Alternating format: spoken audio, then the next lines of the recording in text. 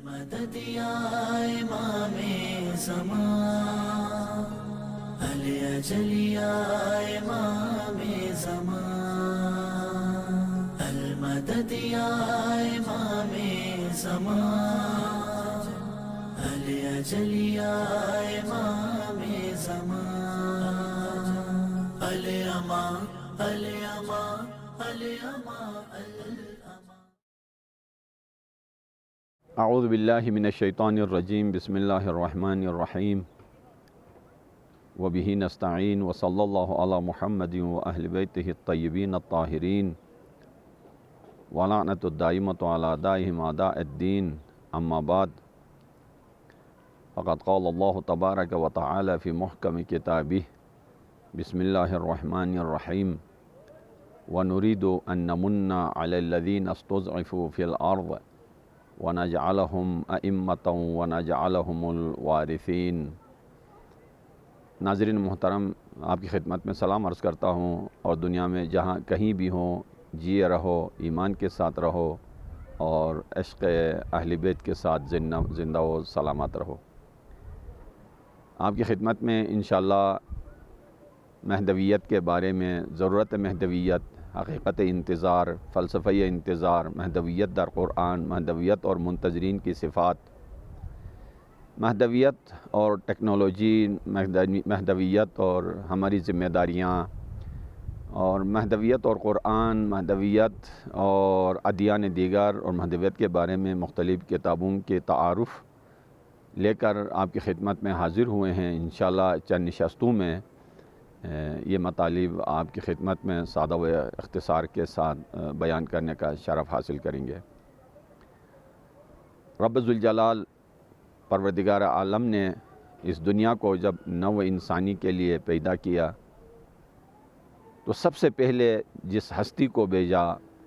خالق کائنات نے، وہ ہستی اللہ کی طرف سے حجت خدا بن کے آیا۔ جب سے روئے زمین نے خلیفۃ اللہ کا قدم چوما، اور جب سے چراغ ہدایت اس روئے زمین پر آیا، اس زمان سے نو انسانی کی ہدایت کا سلسلہ اس زمین پر جاری و ساری رہا۔ خالق کائنات نے 1.25 لاکھ انبیاء کو بھیجا، اور انبیاء کا کام یہ تھا کہ خالق اور مخلوق کے درمیان، عبد اور معبود کے درمیان، قوی اور ضعیف کے درمیان، عزیز و ذلیل کے درمیان، مالک اور مملوک کے درمیان رابطہ پیدا کریں، اور نو انسانی کو معراج بندگی کے وہ پر عطا کریں کہ جس سے وہ عالم ملکوت سے بھی بالاتر ہو جائے۔ تمام انبیاء نے، 1.25 لاکھ انبیاء نے اپنی ذمہ داریاں بأحسن وجہ انجام دی، اور ان انبیاء میں سے کچھ شہید کیے گئے، اور کچھ اپنے مقاصد میں کامیاب ہوئے، اور کچھ انبیاء کو ان کے امتوں نے اپنے مقصد کی کامیابی تک پہنچنے سے رکاوٹیں کھڑی کی۔ سلسلہ نبوت کا اختتام ہوا خاتم النبیین محمد مصطفیٰ صلی اللہ علیہ وآلہ وسلم کے وصال کے ساتھ، اور سلسلہ نبوت کے بعد یہی ہدایت کا سلسلہ اور چراغ ہدایت امامت کے ذمے میں آیا، اور یہ ذمہ داری غدیر خم کے خطبے میں پیغمبر اسلام علیہ السلام نے امامت کا حوالہ کیا کہ جو کام رسالت کا تھا وہی کام امامت کا بھی ہے۔ امامت وہ توحید اور رسالت کے بعد وہ عظیم الشان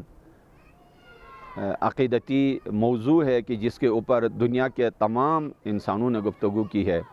امامت آج کی دنیا کا عظیم ترین موضوع ہے، امامت آج کی دنیا کا وسیع ترین موضوع ہے۔ امامت کی بحث قرآن کی گہرائی سے ملتی ہے، امامت کی بحث قرآن کے آیات کی روشنی سے ہمیں میسر آتی ہے،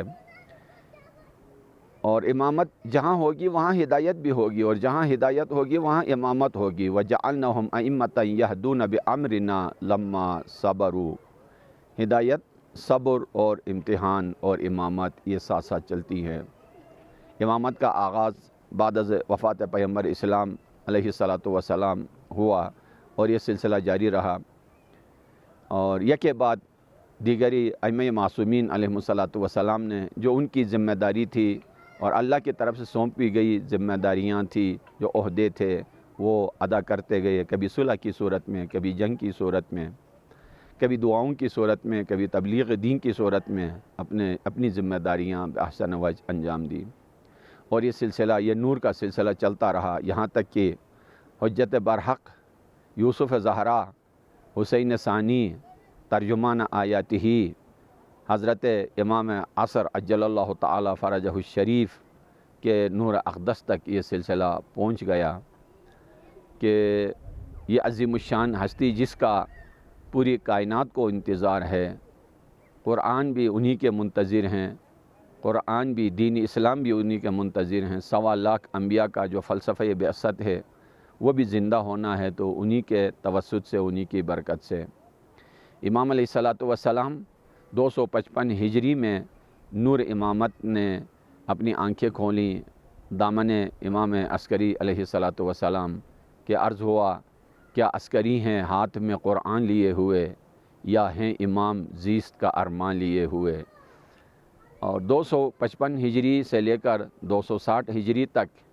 دونوں چراغ ہدایت ہم سفر رہے، امام حسن عسکری علیہ الصلوۃ والسلام اور حجت خدا امام زمان عجل اللہ تعالی فرجہ الشریف۔ اور 260 ہجری میں جب امام حسن عسکری علیہ الصلوۃ والسلام جام شہادت نوش کر گئے، اور وہ جوان ترین ہستی تھی سلسلہ امامت کی جو زندگی کے لمحات نے ان کے ساتھ نہیں دیے، اور دشمنوں کے یلغار نے اس چراغ ہدایت کو خاموش کر دیا، اور اس کے بعد صغر سنی میں ہی حتیٰ 5 سال کے اندر یہ عہدہ امامت حجت خدا یوسف زہرا امام زمان علیہ الصلوۃ والسلام کے کاندھے پر یہ الہی عہدہ آ گیا، اور سلسلہ ہدایت جاری و ساری رہا۔ اتنا وسیع موضوع ہے کہ اس کے اوپر دوستوں کے سوالات بھی کھڑے ہو جاتے ہیں اور دشمنوں کے سوالات بھی سمندر کی طرح ابھر آتے ہیں۔ یعنی بچپنے میں امامت کا عہدہ سنبھالنا یہ ایک الگ موضوع ہے، اور غیبت کی وجہ سے طویل ترین عمر انسانیت کا ان کو ملنا یہ ایک الگ سوال ہے، اور حالت غیبت میں ہدایت کا سلسلہ کیسے جاری رکھا جا سکتا ہے، یہ سوالات جنم لیتے رہتے ہیں، اور ان کے جوابات بھی قرآن اور احادیث ائمہ معصومین علیہ الصلوۃ والسلام کی روشنی میں لوگوں کو یہ جوابات بھی دیے جاتے ہیں۔ آپ کی خدمت میں عرض کروں کہ میں موضوع کو ایک مخصوص رخ کی طرف آپ کی اجازت سے لے کے جا رہا ہوں کہ سب سے پہلے ہم قرآن اور مہدویت کے بارے میں گفتگو کریں گے کہ ہر وہ انسان جو معتقد ہے کہ قرآن اللہ کی کتاب ہے، ہر وہ انسان جس کا یہ عقیدہ ہے کہ قرآن مجید کتاب ہدایت ہے، کتاب نور ہے، کتاب زندگی ہے، کتاب بشر ہے، کتاب قیام ہے، کتاب انقلاب ہے، اور قیامت تک یہ کتاب زندہ و سالم ہے، ان سب کا یہ عقیدہ ہے کہ مہدویت کتابی قرآنی عقیدہ ہے۔ یہ ممکن نہیں ہے کہ انسان قرآن کا معتقد ہو، اعتقاد بے حقانیت قرآن رکھتا ہو، اور یہ مانتا اور جانتا ہو کہ قرآن اللہ کی طرف سے آئی ہوئی کتاب ہے، اور مہدویت کا انکار کرے، اور ظہور امام علیہ الصلوۃ والسلام کا انکار کرے، اور اس سے دنیا کو رب ذوالجلال انہی کے توسط سے عدل کی روشنی سے بھر دے گا۔ اگر اس سے انکار کر رہا ہے کوئی انسان تو سمجھ لیجئے کہ نہ اسے اسلام سمجھ میں آیا ہے، نہ قرآن سمجھ میں آیا ہے، اور نہ ہی ہدایت اور نہ ہی فلسفہ ہدایت سمجھ میں آ گیا ہے۔ بہت ساری آیات کا ہم آپ کی خدمت میں حوالہ پیش کریں گے، ان کی روشنی میں اہل فکر اور اہل فہم جو سطحی نظر نہ ہو، کچھ گہرائی میں جا کر قرآن کی آیات میں تدبر کر کے جو نتیجہ نکالنا چاہتے ہیں وہ اس نتیجے تک پہنچ جائیں گے کہ جب تک قرآن زندہ ہے، جب تک قرآن باقی ہے، تب تک حجت خدا ناطق قرآن مجید کے ساتھ ہم سفر ہے، اور جس کی طرف پیغمبر اسلام علیہ الصلوۃ والسلام نے اپنے آخری خطبے میں فرمایا تھا، انی تارکم فیکم الثقلین کتاب اللہ و اطرتی اہل بیتی، میں تمہارے درمیان 2 گراں بہا چیزیں چھوڑ کے جا رہا ہوں، اللہ کی کتاب اور میری اطرت، اور تو جب تک اللہ کی کتاب باقی ہے، اطرت اہل بیت، اطرت پیغمبر اسلام علیہ الصلوۃ والسلام اہل بیت اطہار کی صورت میں اور ان کے آئینے میں قیامت تک جاری اور ساری ہے۔ میں نے آپ کے ساتھ وعدہ کیا ہے کہ ابھی قرآن مجید کے حوالے سے حقانیت مہدویت اور فلسفہ انتظار کے بارے میں چند کلمات آپ کی خدمت میں پیش کروں۔ جس آیت کی تلاوت کا شرف حاصل ہوا سورہ قصص کی ابتدائی آیات میں سے ہے वनुरीदु अन नमुन्ना अलल लज़ीना इस्तुज़इफ़ू फ़िल अर्ज़ व नजअलहुम अइम्मतन व नजअलहुमुल वारिसीन। रब ज़ुल जलाल का ऐलान है कि हमने इरादा किया है कि हम रोए ज़मीन पर इंसानों के ऊपर एहसान करें, उनके ऊपर मिन्नत रखें कि वनुरीदु अन नमुन्ना अलल लज़ीन, जो मुस्तज़अफ़ हैं, जो कमज़ोर करार दिए गए हैं, उन पर एहसान करें और उन्हें यानी इमामत का तोहफ़ा और हदिया दें और रोए ज़मीन का उन्हें वारिस करार दें। अज़ीज़ान मान, नबूवत के बारे में भी कुरान मजीद में एहसान और मिन्नत का लफ्ज़ और इस्तिलाह कुरान मजीद के अंदर आया है। कुरान मजीद में सूरह आल इमरान में रब ज़ुल जलाल ने फरमाया, वलक़द मन्नल्लाहु अलल मुअमिनीना इज़ बअस फ़ीहिम रसूलन मिनहुम, अल्लाह ने एहसान किया है मोमिनीन के ऊपर कि उनमें से एक रसूल को मबऊस किया। यहाँ पर यानी इस दो आयतों के दरमियान तदब्बुर और तफक्कुर के लिए मैं आपकी तवज्जो का तालिब रहूँगा कि ग्रामर के लिहाज से ज़रा देख लीजिएगा कि जहाँ नबूवत की बात आई है वहाँ भी मिन्नत इलाहिया का ऐलान हुआ है और जहाँ इमामत की बात आई है वहाँ भी मिन्नत इलाहिया है, लेकिन दोनों के दरमियान फ़र्क ये है कि नबूवत के लिए माजी का लफ्ज़ इस्तेमाल हुआ है, वलक़द मन्नल्लाहु, अल्लाह ने एहसान किया। और जब सिलसिले नबूवत का आखिरी सितारा उफ़ुक़ हयात बशर से गुरूब होने लगा और हमारी ज़ाहिरी निगाहों से ओझल होने लगा, तो ये माजी का हिस्सा बन गया, वलक़द मन्ना।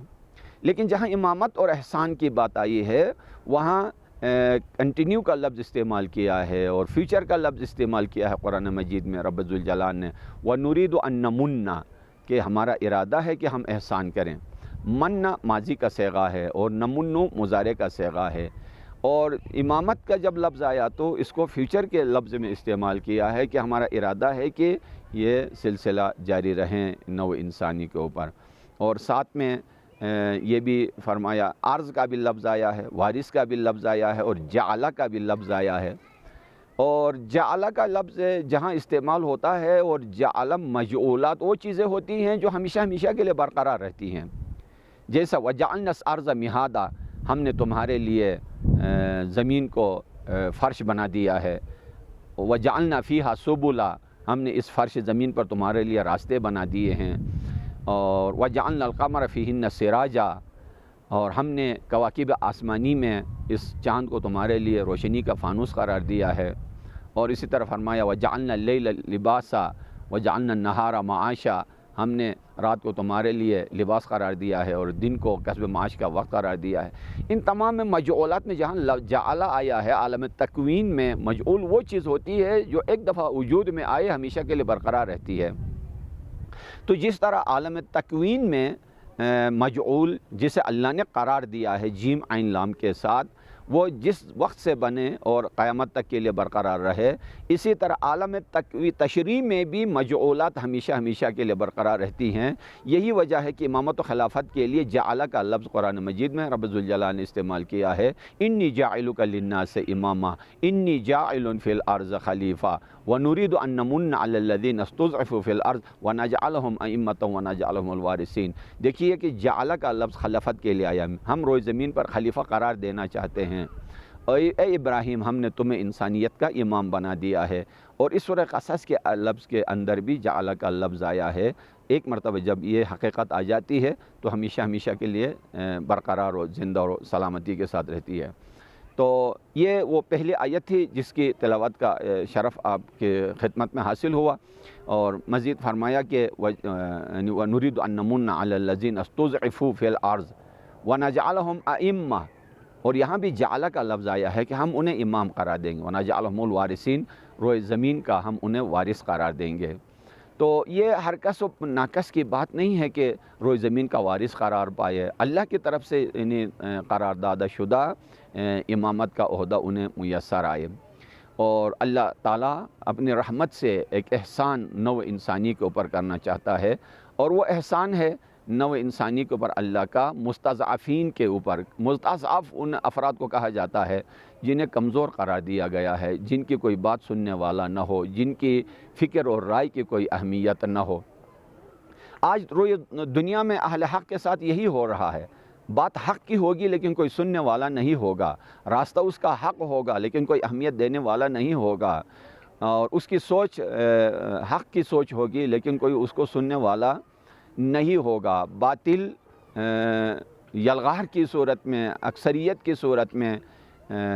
آگے بڑھتا جائے گا، لیکن حق بات کوئی سننے والا نہیں ہوگا۔ رب ذوالجلال اس انسانی کیفیت کو اسی حالت میں رکھنا نہیں چاہتا ہے، اور حالتیں کروٹیں لیتی رہیں گی، ایک حال میں انسان نہیں رہے گا۔ یہی لوگ جنہیں کمزور قرار دیا گیا تھا، جیسے حضرت موسیٰ اور بنی اسرائیل واقعاً مستضعفین میں سے تھے، فرعونیت کے مقابلے میں بنی اسرائیل مستضعفین میں سے تھے۔ ان کی بات نہیں سنی جاتی تھی، نہ وہ سر اٹھا سکتے تھے، نہ بات کر سکتے تھے، بکے ہوئے، جھکے ہوئے، ٹکے ہوئے لوگ تھے۔ لیکن حضرت موسیٰ علیہ السلام کے توسط سے اللہ نے ان پر احسان کیا، تو آج وارث انبیاء، وارث موسیٰ، وارث نوح جب پردہ غیب سے حضور فرمائیں گے، ظاہر فرمائیں گے، تو رب ذوالجلال جس طرح بنی اسرائیل پر احسان کیا ہے، انہیں عزت ذلت سے عزت والا بنایا، انہیں انتشار کی کیفیت سے اٹھا کر متحد کیا، ان کے ذرۂ وجود کو بحر جود بنا دیا،